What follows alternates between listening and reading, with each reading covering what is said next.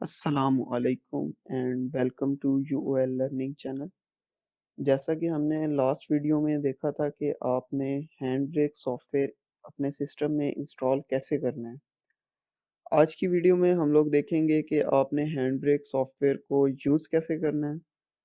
इससे पहले मैं आपको बताता चलूँ कि हैंड ब्रेक हम यूज़ इसलिए करते हैं कि आपकी वीडियो का जो साइज़ है उसको रिड्यूस कर सकें, उसकी जो वीडियो की क्वालिटी है उसको इफ़ेक्ट किए बगैर।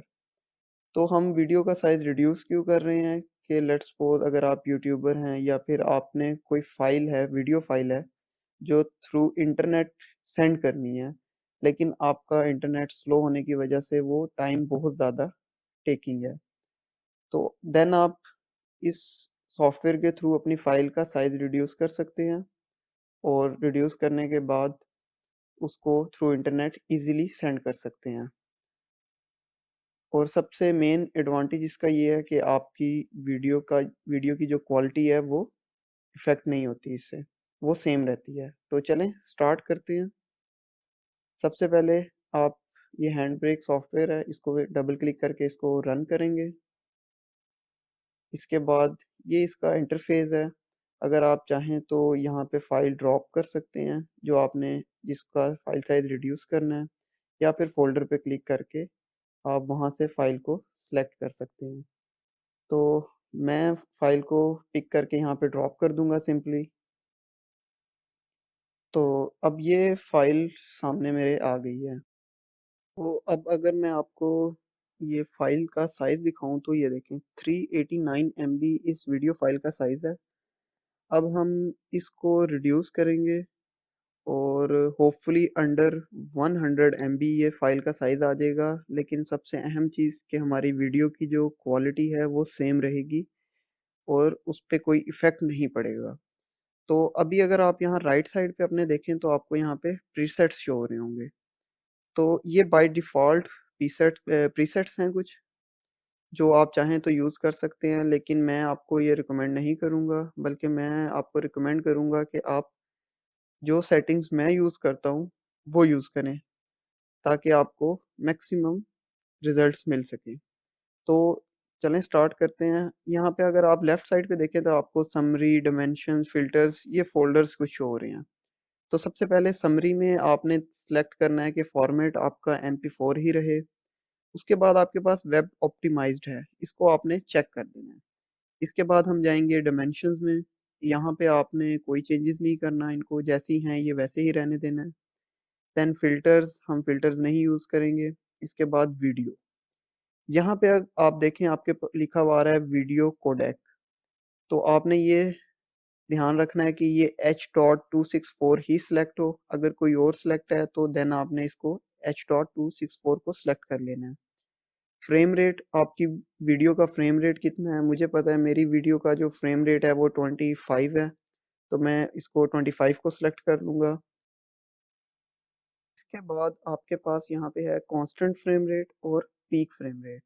कांस्टेंट फ्रेम रेट में क्या होता है कि आपका जो फ्रेम रेट है वो सेम रहता है। पीक फ्रेम रेट में वो ऑटोमेटिकली जज करता है कि यहाँ पे फ्रेम रेट इंक्रीज होना चाहिए या डिक्रीज होना चाहिए, वो और उसके हिसाब से फ्रेम रेट को इंक्रीज या डिक्रीज कर देता है। तो ये कांस्टेंट और पीक फ्रेम रेट में फ़र्क है। मेरा जो वीडियो का फ्रेम रेट है वो कांस्टेंट है, तो मैं इसको कांस्टेंट ही सिलेक्ट करूंगा।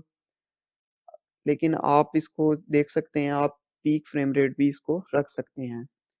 इसके बाद नीचे आपके पास ऑप्शन है, आपने इनको छेड़ना नहीं है, ये सेम वैसे ही रहने दें। इसके बाद आपके पास आ जाती है क्वालिटी। ये सबसे अहम चीज़ है। अगर आप ये पैराग्राफ पढ़ें, third paragraph, suggested values are 18 to 20 for standard definition source and 20 to 23 for high definition source। तो मतलब आपने जो इसकी क्वालिटी का जो ये इंडेक्स है इसको 22 20 से 23 के राउंड अबाउट रखना है बाय डिफॉल्ट, अगर हम बाय सॉफ्टवेयर के थ्रू चलें।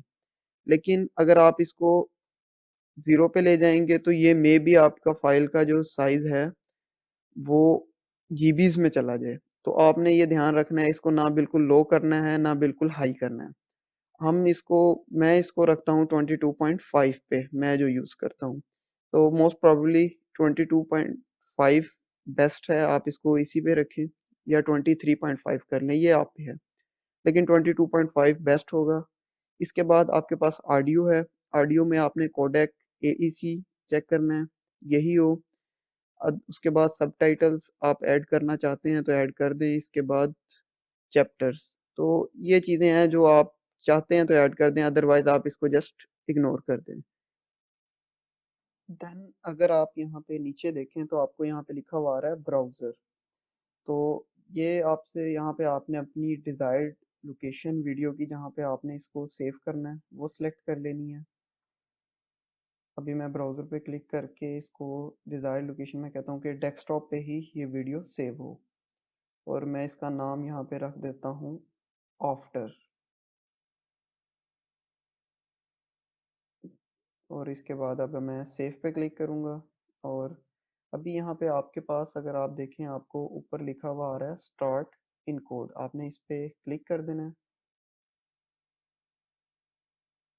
और ये अब आपकी वीडियो को इनकोडिंग कर रहा है, और इसका फाइल साइज रिड्यूस करके आपकी वीडियो को आपने जहाँ पे इस लोकेशन या पाथ इसको दिया है वहाँ पे इसको सेव कर देगा। तो यहाँ पे मैं आपको बताता चलूँ कि ये टाइम टेकिंग प्रोसेस है थोड़ा सा, ये इनकोडिंग करने में थोड़ा टाइम लेगा, तो आपने इतनी देर वेट करना है। अभी जैसे ही ये इनकोडिंग कंप्लीट होगी तो मैं आपको इसका रिजल्ट दिखाऊंगा। जी, तो अगर अब आप देखें तो इनकोडिंग कंप्लीट हो चुकी है, फाइल सेव हो चुकी है। अब मैं आपको वो फाइल का साइज दिखाने लगा हूँ कि उस फाइल का साइज कितना रिड्यूस हुआ है। तो अगर हम इस पे राइट क्लिक करें, प्रॉपर्टीज में जाएं, तो ये देखें 61.9 MB।